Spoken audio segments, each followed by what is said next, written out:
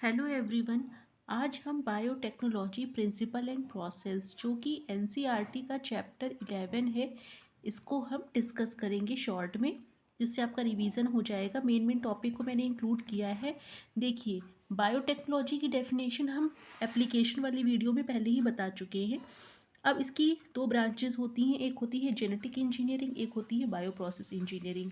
तो genetic engineering में क्या करते हैं, जीन में मॉडिफिकेशन करते हैं। जीन में मॉडिफिकेशन कर देंगे तो नए टाइप का प्रोटीन बनेगा या हमारा डिज़ायर्ड प्रोटीन बनेगा, क्योंकि अगर हम जीन में मॉडिफिकेशन कर रहे हैं तो किसी खास तरीके की प्रोटीन को बनाने के लिए कर रहे हैं। तो जीन में मॉडिफिकेशन करना जेनेटिक इंजीनियरिंग कहलाता है। और जीन को मॉडिफाई करने के बाद उससे जो प्रोडक्ट बनता है उसको लार्ज स्केल पर बनाना बायो प्रोसेस इंजीनियरिंग कहलाता है। ठीक है, जीन में चेंज करना जेनेटिक इंजीनियरिंग, और जीन में चेंज करने के बाद जो प्रोडक्ट बनेगा उसको ज़्यादा अमाउंट में बनाना बायो प्रोसेस इंजीनियरिंग कहलाता है। तो इसकी डेफिनेशन लिखी हुई है, genetic engineering all the techniques that changes the structure of DNA and RNA, या दैट मॉडिफाई डीएनए और आरएनए, ये भी आप लिख सकते हैं। Bioprocess engineering, contamination free environment in which product of genetic engineering is produced in large scale। ठीक है, ये हो गया। रिकॉम्बिनेंट डीएनए क्या होता है, दो अलग अलग सोर्सेज से डीएनए लेकर के उसको कंबाइन कर दे तो combination of DNA also, combination of DNA from two different sources in laboratory. इसको हम लोग रिकॉम्बिनेंट डीएनए टेक्नोलॉजी इस तरीके से भी लिखते हैं, इसका फुल फॉर्म भी आ सकता है लिखने के लिए। जीन क्लोनिंग क्या होती है, किसी भी जीन की आइडेंटिकल कॉपी बना देना। आइडेंटिकल कॉपी बनाना क्लोनिंग कहलाता है। कहाँ पे, लेबोरेटरी में। ठीक है, तो रिकॉम्बिनेंट डीएनए जो हमने बनाया हुआ है उसकी ही अगर हम कॉपी बना देंगे तो वो जीन क्लोनिंग हो जाएगी। प्लाज्मिड क्या होता है, देखिए, एक्स्ट्रा क्रोमोसोमल डीएनए होता है। किसमें, बैक्टीरिया में। ह्यूमन में तो पाया नहीं जाता प्लाज्मिड। ठीक है, तो बैक्टीरिया का एक्स्ट्रा क्रोमोसोमल डीएनए मतलब उसके खुद के क्रोमोसोम के अलावा जो डीएनए पाया जाता है वो एक्स्ट्रा क्रोमोसोमल डीएनए हो जाता है। Used as vector for gene cloning. Plasmid को हम वेक्टर की तरह यूज़ करते हैं, प्लाज्मिड वेक्टर की तरह यूज़ होता है जीन क्लोनिंग में। इसमें एक ओरिजिन ऑफ रेप्लिकेशन होता है, एक एंटीबायोटिक रेजिस्टेंस जीन होता है, यही वेक्टर की पहचान होती है। तो प्लाज्मिड पे इतना लिख सकते हैं आप। ठीक है, उसके बाद देखिए next, restriction enzyme, tools of recombinant DNA technology. Tools में जो भी हम यहाँ पे लिखे हैं, रेस्ट्रिक्शन एंजाइम है, एग्रोस, इलेक्ट्रोफोरेसिस, यही सारे टूल्स हैं जो हम यूज़ करते हैं टेक्निक्स की तरह। ठीक है, रेस्ट्रिक्शन एंजाइम क्या होते हैं, जो कि डीएनए को किसी एक पर्टिकुलर पॉइंट पे कट करे। उस पर्टिकुलर पॉइंट को हम क्या कहते हैं, पैलिंड्रोमिक साइट। पैलिंड्रोमिक साइट आगे पीछे से पढ़ने पे एक ही होती है। ठीक है, जैसे डालडा हो गया आपका, ठीक है, मलयालम हो गया, तो पैलिंड्रोमिक साइट्स हैं। रेस्ट्रिक्शन एंजाइम को हम मॉलिक्यूलर सिजर भी कहते हैं, क्योंकि इससे हम डीएनए को किसी एक पर्टिकुलर पॉइंट पे कट करेंगे ना। एक डीएनए मॉलिक्यूल है हमारा, इस तरीके से उसको किसी पर्टिकुलर पॉइंट पे कट करेंगे, कैंची चलाएंगे, इसीलिए मॉलिक्यूलर सीजर कहते हैं। सीजर मतलब कैंची होती है। जैसे इको आर1 का एग्जाम्पल मैंने लिया। इको आर1 क्या है, एक रेस्ट्रिक्शन एंजाइम है या रेस्ट्रिक्शन एंडोन्यूक्लियस है। इसका नाम इको आर1 क्यों पड़ा, तो देखिए, इको आर1 में जो ई है वो इसका जीनस बताता है, किसका, ई कोलाई। सर्शिया कोलाई होता है बैक्टीरिया, उसका जीनस बताता है। को स्पीशीज़ बताता है, आर स्ट्रेन बताता है, और 1 नंबर क्या बताता है, ऑर्डर ऑफ आइसोलेशन या ऑर्डर ऑफ डिस्कवरी। ये आपको देखना होगा, नॉमेनक्लेचर भी पूछा जाता है 2-2 नंबर में। ठीक है, एक्सोन्यूक्लियस और एंडोन्यूक्लियस पूछा जाता है। एक्सोन्यूक्लियस नाम से ही पता चल रहा है, जो डीएनए के एंड्स पे कट लगाएंगे या आउटर साइड में कट लगाएंगे। एंडोन्यूक्लियस जो बीच में कट लगाएंगे डीएनए के। ठीक है, एंडोन्यूक्लियस में जो इको आर1 की पैलिंड्रोमिक साइट है वो यहाँ पे दी हुई है। या आप एक याद कर लीजिए, किसी भी एक एंजाइम की, चाहे तो आप हिंड3 की याद कर लीजिए जो बुक में दी हुई है, या इको आर1 की याद कर लीजिए। तो इको आर1 की पैलिंड्रोमिक साइट है GAATTC। ठीक है, GAATTC, इसको याद कर लीजिए। इसको उल्टे लिखेंगे तो भी ऐसे ही होगा, यही इसी साइट को वो डीएनए पे पहचानता है और यहीं पे कट करता है। ठीक है, अब इसके कट करने के बेसिस देखिए कैसा होता है, स्टिकी एंड और ब्लंट एंड। जो इको आर1 है वो स्टिकी एंड जनरेट करता है। स्टिकी एंड क्या होता है, देखिए, जैसे GAATTC कटिंग साइट है, GAA, और इसका उल्टा हो जाएगा CTTAAG। इसमें इको आर1 जो एंजाइम होता है वो यहाँ और यहाँ से कट लगाता है। तो यहाँ से कट लगने के बाद कैसा हो जाएगा, ये जी अलग हो जाएगा, जी को अलग कर दिया, उसे थोड़ी दूरी पे हमने बचे हुए सीक्वेंस लिख दिए। ठीक है, अब देखिए, इनके बीच में हमारी क्या होगी, ये हाइड्रोजन बॉन्डिंग होगी। ठीक है, इस तरीके से आप दिखा सकते हैं। तो यहाँ पे जब कट लग गया तो जी और सी के बीच की तो हाइड्रोजन बॉन्डिंग है, सच है। यहाँ कट लगने के बाद ये सब अलग हो जाएगा। ठीक है, और यहाँ से यहाँ पे कट लग जाएगा तो ये वाला जी अलग हो जाएगा, तो बाकी बच्चे को हमने एक साइड लिख दिया। तो यहाँ पे कट लगा के जी से लेकर के ए तक आप पूरा इतना जो है जहाँ से कट लगा है ना इतना पूरा एक साथ आप लिख लेंगे, और इसके बाद जो बचा हुआ है इसको थोड़ी दूरी पे ऐसे लिख देंगे। तो यही हो जाएगा हमारा स्टिकी एंड। स्टिकी एंड आएगा तो बस ये फिगर बना दीजिएगा, बाकी कुछ भी लिखने की ज़रूरत नहीं है। ब्लंट एंड देखिए, EcoR1 या SMA1 दो एंजाइम होते हैं, रेस्ट्रिक्शन एंजाइम, जिसमें जो SMA1 होता है वो इस साइड को पहचानते हैं, जैसे CCC GGG, GGG CCC। तो बीच में कट लगाते हैं तो ये ब्लंट एंड है, मतलब बराबरी तरीके से कट लगाया ना, इसे बीच में एकदम काटा बराबर से। इसे बराबर से नहीं काटा ना, देखिए ऊबड़ खाबड़ टाइप से काटा है, तो ये स्टिकी एंड्स होते हैं।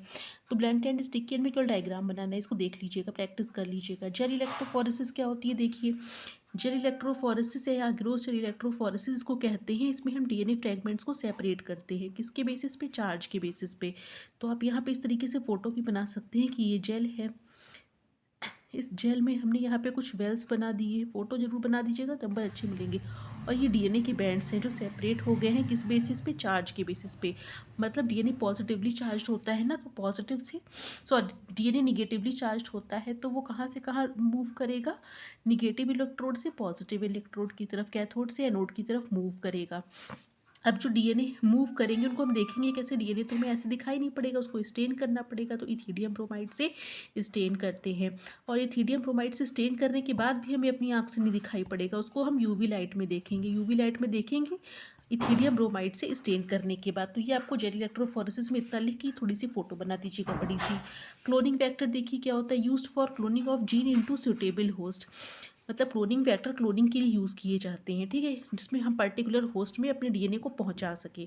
जैसे बैक्टीरियोफेज या प्लाज्मिड वेक्टर कहाँ पहुंचाया जाता है, इकोलाई में। वायरस कहाँ पहुंचाए जाते हैं, एनिमल में। एग्रोबैक्टीरियम कहाँ पर पहुंचाया जाता है, प्लांट में। तो चाहे वायरस हो, चाहे एग्रोबैक्टीरियम हो, चाहे प्लाज्मिड हो या बैक्टीरियोफेज हो, ये सब क्लोनिंग फैक्टर का काम करते हैं। तो इस तरीके से आप लिख सकते हैं। नेक्स्ट देखिए,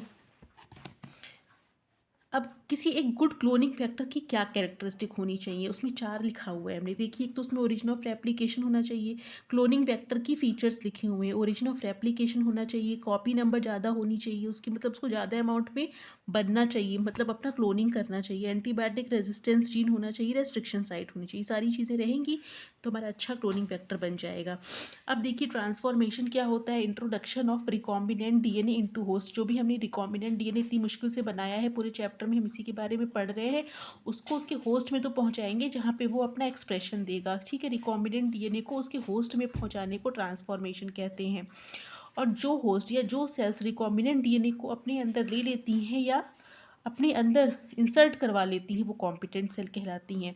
तो रिकॉम्बिनेंट डीएनए देखिए हमने बनाया है, रिकॉम्बिनेंट डीएनए था, इसको एक कॉम्पिटेंट सेल जो कि बाहर से डीएनए को अपने अंदर लेने की काबिलियत रखती है, उसमें इंट्रोड्यूस किया गया और बन क्या गया हमारा ट्रांसफॉर्म्ड सेल, ठीक है। तो ये ट्रांसफॉर्मेशन हो गया इसका, जैसा दिख रहा था वैसा हमने दिखेगा, ये अलग तरीके से दिखेगा।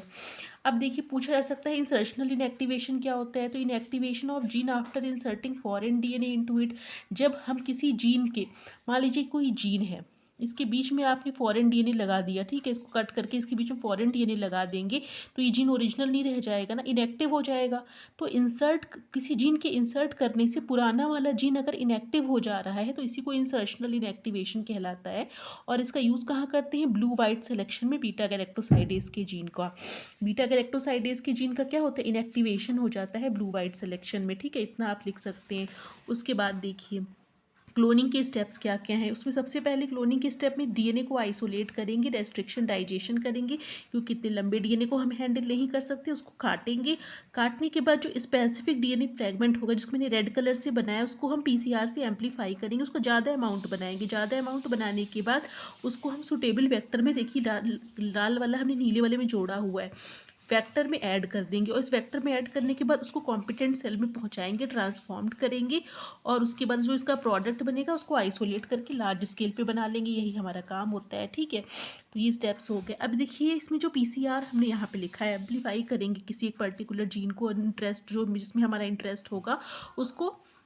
अगर हमें पीसीआर करना है तो पीसीआर होता क्या है उसके बारे में जानना ज़रूरी है। पॉलीमरेज चेन रिएक्शन होती है, इसमें 3 स्टेप होते हैं, डीनेचुरेशन, एनीलिंग और एक्सटेंशन, जिनके टेम्परेचर भी मैंने नीचे मेंशन किए हुए हैं। डीनेचुरेशन में होता क्या है, डीएनए के 2 स्ट्रैंड सेपरेट हो जाते हैं। एनीलिंग में प्राइमर जो होते हैं अटैच हो जाते हैं दोनों स्ट्रैंड से, फॉरवर्ड और रिवर्स प्राइमर। और एक्सटेंशन में क्या होता है, ये पॉलीमराइजेशन से चेन पूरी बन जाती है। एक डीएनए लेके चले थे, 2 डीएनए बन गया यहाँ पे।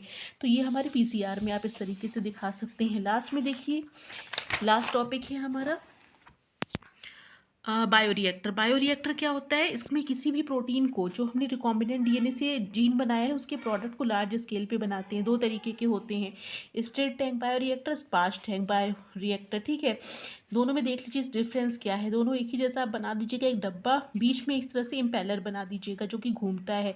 इम्पेलर इसमें बनाइएगा, इसमें देखिए एक ही इस तरह से डंडी लगी हुई, इसमें बिंदी बिंदी बनाया हुआ है जो स्पार्जर है। स्पार्ज्ड एयर बबल्स हैं। ठीक है, एयर स्पार्जर यहाँ से छोड़ा जा रहा है, स्पार्जर मतलब बबल्स के फॉर्म में। और ये ऊपर क्या होता है, इस तरीके से बन जाता है, इसमें सरफेस एरिया बढ़ जाता है। ठीक है, किसी भी मतलब यहाँ पे सरफेस एरिया बढ़ जाएगा एक्टिविटी के लिए, तो इस तरीके से दिखाई पड़ता है। और यहाँ पे क्या होता है, फोम ब्रेकर होता है। फोम ब्रेकर जो क्या करता है, फोम ना बनने पाए। फोम बन जाएगा तो क्या होगा, प्रॉपर एरेशन नहीं हो पाएगा। ठीक है, तो ये दोनों आप इस फोटो ही केवल देख लीजिए, इसको इसी तरीके से बना के चले आना है आपको। तो अभी इतनी प्रैक्टिस कर लीजिए इस चैप्टर में, और कुछ भी पढ़ने की ज़रूरत नहीं है, पूरा चैप्टर मैंने रिवाइज करा दिया है। ओके, थैंक यू बच्चों, ऑल द बेस्ट कल के एग्ज़ाम के लिए।